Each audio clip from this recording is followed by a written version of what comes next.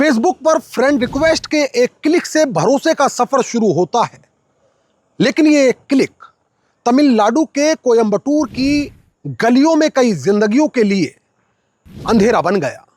यहां एक गिरोह ने एक लड़की को कॉफी पीने के बहाने बुलाया। लड़की को कार में बंद कर लिया गया, मोबाइल के कैमरे चालू हुए और इंसानियत बंद हो गई। यह घटना इतनी ही होती तो क्या कम थी, लेकिन पूरा इलाका, पूरा स्टेट सन्न तो तब रह गया जब खुलासा हुआ कि महज एक लड़की नहीं बल्कि एक गिरोह तो 100 से ज्यादा लड़कियों को ऐसे ही शिकार बना चुका है। नमस्कार, आदाब दोस्तों, मैं आपका साजिद सैफी हूं और आप हमारी खास पेशकश बेपर्दा देख रहे हैं। और बेपर्दा में आज बात तमिलनाडु में एक गिरोह द्वारा 100 से ज्यादा लड़कियों के साथ किए गए यौन शोषण की।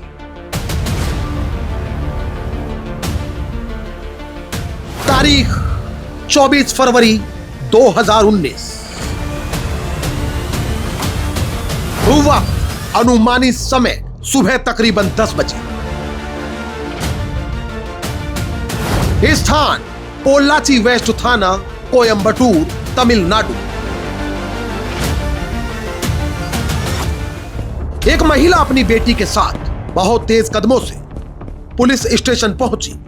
उसकी आंखें गुस्से से लाल और दिल दर्द से भरा और मस्तिष्क में जैसे एक झटके में पुलिस को पूरी कहानी सुनाने की छटपटाहट। साहब, 12 दिन पहले 4 लड़कों ने मेरी बेटी की इज्जत को तमाशा बना दिया। वो इसे कॉफी पिलाने के बहाने कार में ले गए, जबरदस्ती इसकी असमत लूटी, मोबाइल से वीडियो बनाया और इसकी चेन और कैश लूट लिया। अब उसी वीडियो से मेरी बेटी को ब्लैकमेल कर रहे हैं। हम डरते रहे, चुप रहे, पर अब और नहीं। बस एक गुजारिश, मेरी बेटी की आवाज को दबाइएगा मत। आप लोग उसे इंसाफ दिलाइएगा।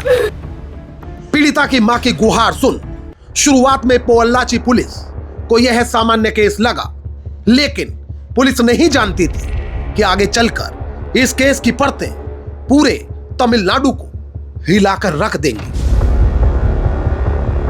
मीडिया रिपोर्ट्स के अनुसार महिला की तहरीर पर पुलिस ने मामला दर्ज किया। घटना के मुख्य आरोपियों को पूछताछ के बाबत फौरी तौर पर गिरफ्तार किया गया। वहीं दूसरी तरफ जैसे ही कार में गैंगरेप, लूट और ब्लैकमेलिंग का मामला मीडिया में आया तो पूरे राज्य में आक्रोश फैल गया।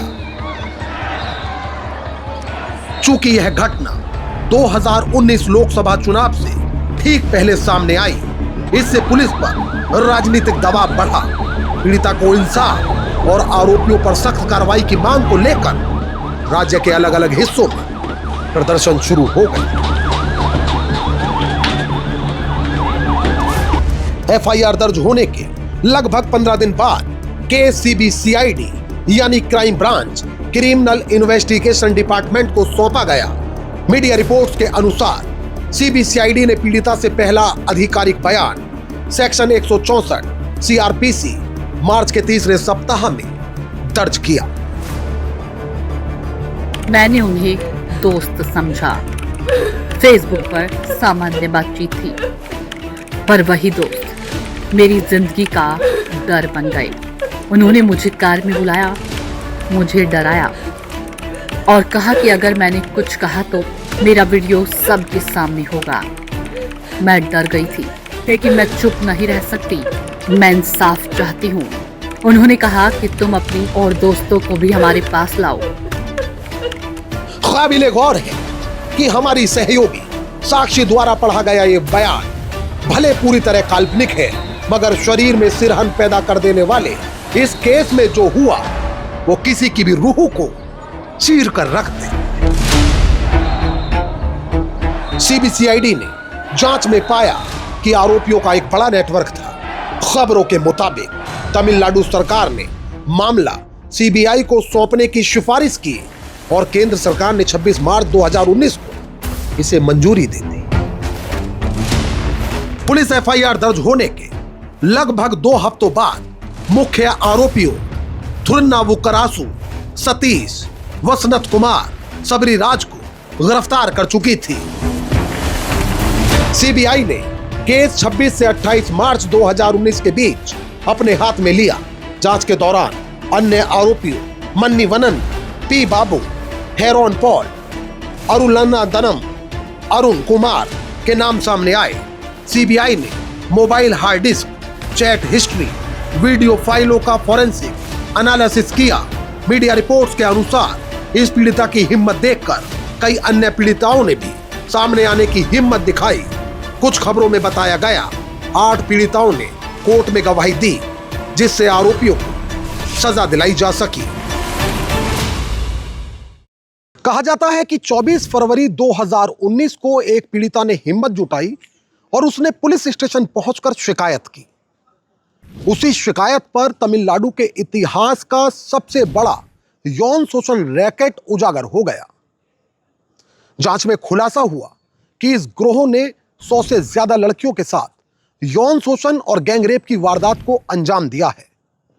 इतना ही नहीं, खुलासा यह भी हुआ कि जिन लड़कियों को इनके द्वारा शिकार बनाया गया उनमें कॉलेज की छात्राएं, स्कूल टीचर, डॉक्टर समेत अन्य महिलाएं शामिल थी। यह गिरोह फेसबुक के जरिए लड़कियों से दोस्ती कर उनका भरोसा जीतता और फिर उन्हें कॉफी के बहाने बुलाता और कार में उनके साथ गैंगरेप, यौन शोषण की वारदातों को अंजाम देता। इस दौरान गिरोह द्वारा उन लड़कियों का वीडियो रिकॉर्ड कर लिया जाता। लड़कियां लोक लाज के डर से चुप रहती और इस तरह इनका यह गिरोह प्रतिदिन बड़ा और संगठित होता गया। मीडिया रिपोर्ट्स पर अगर गौर करें तो सीबीआई की चार्जशीट में 12 महिलाओं का जिक्र किया गया। तमिलनाडु के इतिहास में यह हैवानियत का बहुत बड़ा केस था। इस केस में लगभग 6 साल तक सुनवाई चली।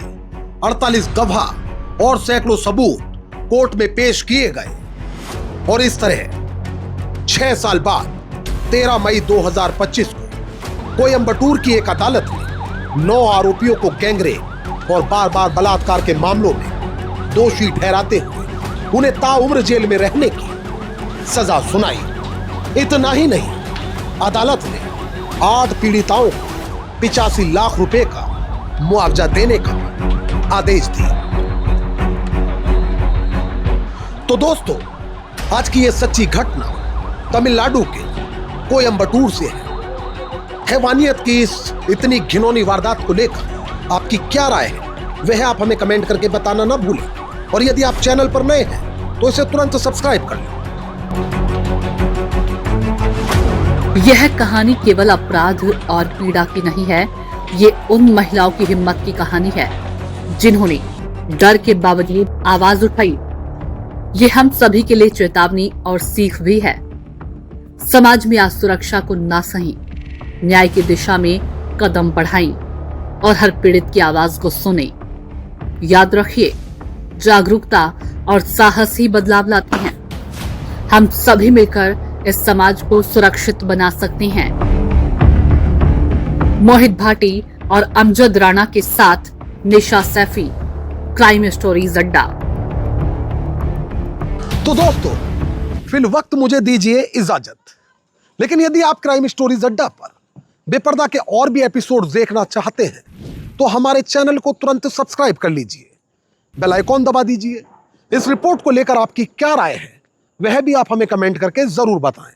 और यदि आप चाहते हैं कि हमारे चैनल पर क्राइम की कहानियों का सिलसिला आगे भी मुसलसल बादस्तूर जारी रहे तो हमें सपोर्ट करिए। हमारे वीडियोस के लिंक को ज्यादा से ज्यादा लाइक और शेयर करिए। एक और नई कहानी के साथ हमारी आपसे फिर होगी मुलाकात और क्राइम स्टोरीज अड्डा पर फिर एक नया चेहरा होगा बेपर्दा। तब तक के लिए आदाब, नमस्कार, जय हिंद।